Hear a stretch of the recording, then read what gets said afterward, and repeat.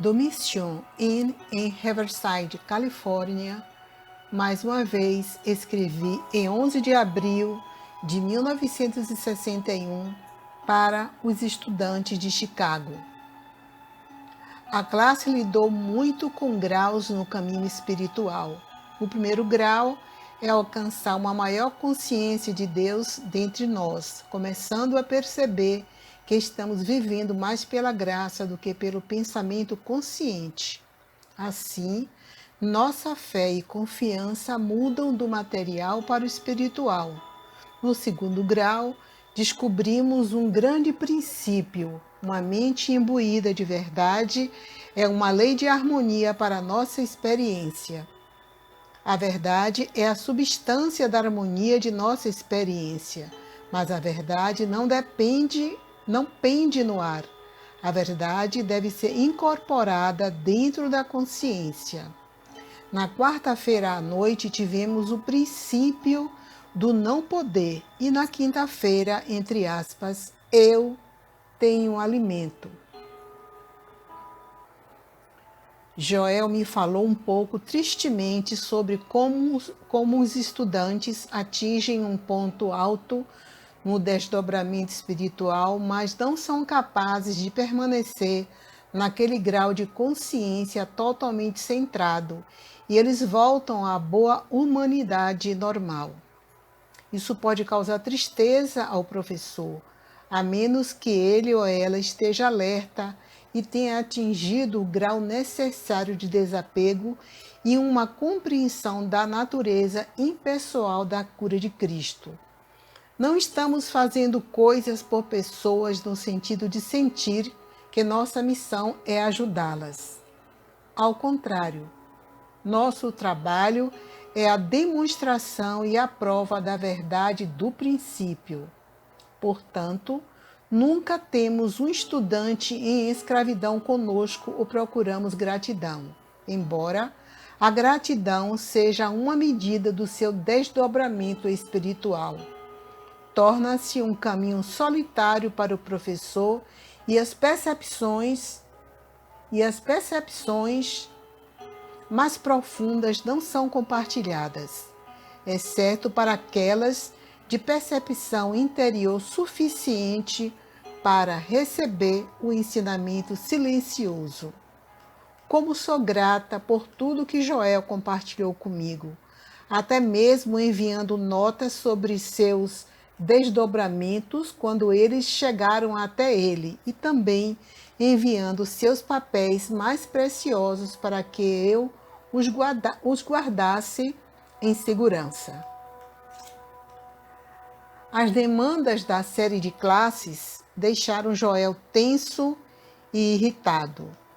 Na noite anterior à minha partida para uma turnê de palestra em Portland, Seattle, Vancouver e Vitória, perguntei a Joel se ele me esclareceria o princípio de Deus como a substância de toda forma. Para mim, tinha sido difícil explicar aos estudantes como Deus poderia ser a substância de toda forma e ainda ver a deterioração e a degeneração na forma. Eu havia lutado com esta ideia por muito tempo e finalmente resolvi, após meses de meditação, no que me parecia certo. Mas eu queria ter certeza de que estava correto em meu entendimento.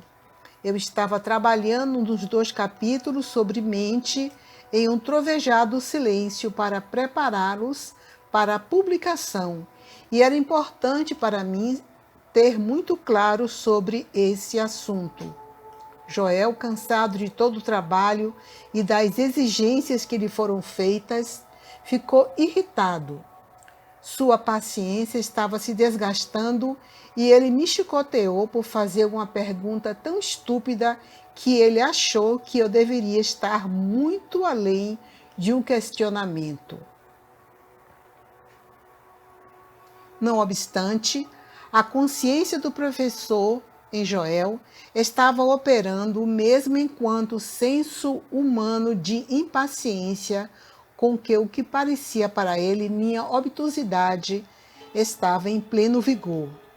Isso me forçou a encontrar a resposta dentro de mim e com isso fiquei satisfeita. Enquanto voava para Portland, um esclarecimento total veio a mim de forma que estava claro que Deus era a substância de toda forma. Forma espiritual, visto que Deus é espírito e que o que vemos e conhecemos como forma de deterioração e morte é a forma mental, concepção errada do universo espiritual. Este universo espiritual está para sempre intacto, sempre expressando a perfeição divina. Muitos alunos caem na armadilha de acreditar no que a imagem humana apresenta. Pouco depois de retornar de palestras e classes no Noroeste, comecei a dar uma série de palestras de domingo em um hotel no centro de Chicago. Carta de 5 de junho de 1961. Queridos Emma e Joel, obrigada por todas as suas maravilhosas cartas e pelo telefonema. Foi bom escutar a sua voz novamente. Abençoada seja a companhia telefônica. Bem, uma já foi e faltam 3. Ontem foi minha primeira palestra no Hotel Conrad Hilton. Tínhamos uma linda sala, uma das salas de jantar privadas e lindamente climatizada. Como foi? Bem, havia mais do que o dobro de pessoas presentes do que tivemos na maioria das palestras que dei até agora em Chicago. E como foi a palestra? Para começar, foi tão difícil de antemão como sempre foi, se não mais.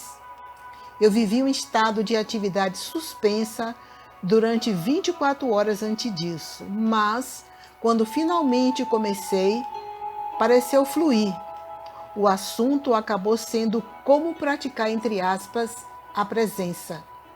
Uma espécie de 24 horas por dia com o caminho infinito. A consciência na sala era realmente linda e o amor que fluía era emocionante. Mas isto é realmente um castigo. Passei horas me deixando o mais completamente fora do caminho possível. E obrigada por sua ajuda e apoio. Tão maravilhoso saber que você está bem ao meu lado. Com muito amor, Lohane. Carta de 12 de junho de 1961. De 1961. Queridos Emma e Joel, esta acabou sendo uma bela semana, começando com uma grande sensação de peso, apenas puro peso físico, principalmente, e se fundindo em uma alegria silenciosa que foi carregada por uma onda do espírito. Os frutos das palestras no Conrad Hilton foram suficientes para me fazer saber que estou indo na direção certa. E estou muito grata por isso. Ontem foi a segunda dessas palestras e esta foi boa. Eu sei por causa do que aconteceu comigo. Quase desde o início tive a mais estranha sensação de que a voz que estava passando não podia ser a minha. E não estou falando de fenômenos. Eu me peguei ouvindo e me maravilhando com a profundidade, a qualidade e a ressonância que nunca tinha existido antes. Foi uma experiência estranha. Sei que isto é o que deve ser feito, que devo fazer isto e que tanto quero fugir, mas claro, não o farei. Sinto que você está certo. Entre colchetes, estes revisores de livros são instrumentos para entre aspas, trabalho interior manifestado externamente. Posso sentir e quase ver as sementes germinando. A sensação de estar à beira de algo tremendo, não pessoal, mas tremendo para o caminho infinito. É como se pela primeira vez ela estivesse se tornando própria. Eu tenho trabalhado muito com a ideia da onipresença da atividade. Acho que não deveria, porque a minha é certamente onipresente. Pareço estar descansando em profunda consciência espiritual. Muito amor a vocês dois. Querido Joel, eu disse a você o que senti no domingo sobre a palestra Dentro e na Minha Voz. Houve um comentário interessante feito por uma mulher quando ela me pediu ajuda na segunda-feira. Ela disse algo sobre minha pele e depois, abre aspas, você sabia o que aconteceu com a sua testa? Logo acima e entre os olhos ela ficou rosada e depois um vermelho vivo enquanto você prosseguia. Fecha aspas. Ela acrescentou que havia lido sobre tais coisas, mas nunca havia testemunhado nada parecido.